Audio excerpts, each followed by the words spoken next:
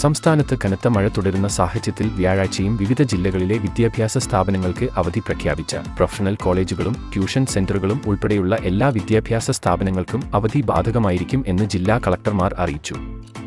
വിദ്യാർത്ഥികൾ താമസിച്ചു പഠിക്കുന്ന റെസിഡൻഷ്യൽ വിദ്യാഭ്യാസ സ്ഥാപനങ്ങൾക്ക് അവധി ബാധകം ആയിരിക്കില്ല. മുൻകൂട്ടി നിശ്ചയിച്ച പരീക്ഷകൾക്കും അഭിമുഖങ്ങൾക്കും മാറ്റം ഉണ്ടായിരിക്കുന്നതല്ല. സംസ്ഥാനത്തെ ഭൂരിഭാഗം വടക്കൻ ജില്ലകളിലും അതിശക്തമായ മഴയാണ് കഴിഞ്ഞ 24 മണിക്കൂർ ആയി തുടരുന്നത്.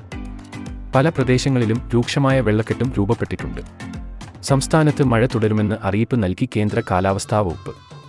അടുത്ത 3 മണിക്കൂറിൽ കേരളത്തിലെ പത്തനംതിട്ട, ആലപ്പുഴ, കോട്ടയം, ഇടുക്കി, എറണാകുളം, തൃശൂർ, കോഴിക്കോട്, കണ്ണൂർ, കാസർഗോഡ് ജില്ലകളിൽ ഒറ്റപ്പെട്ടയിടങ്ങളിൽ മിതമായ മഴയ്ക്ക് സാധ്യതയുണ്ടെന്ന് കാലാവസ്ഥാ വകുപ്പ് മുന്നറിയിപ്പ് നൽകി.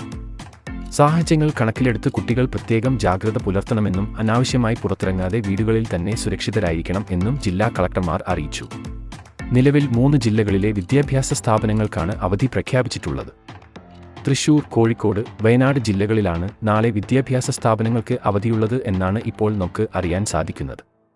വരും മണിക്കൂറുകളിൽ കൂടുതൽ അപ്ഡേറ്റുകൾ നമ്മൾ ഈ ചാനലിലൂടെ നൽകുന്നതായിരിക്കും. അപ്പോൾ ഇതുപോലത്തെ കൂടുതൽ അപ്ഡേറ്റ്സിനായി ഈ ചാനൽ മറക്കാതെ സബ്സ്ക്രൈബ് ചെയ്യുക.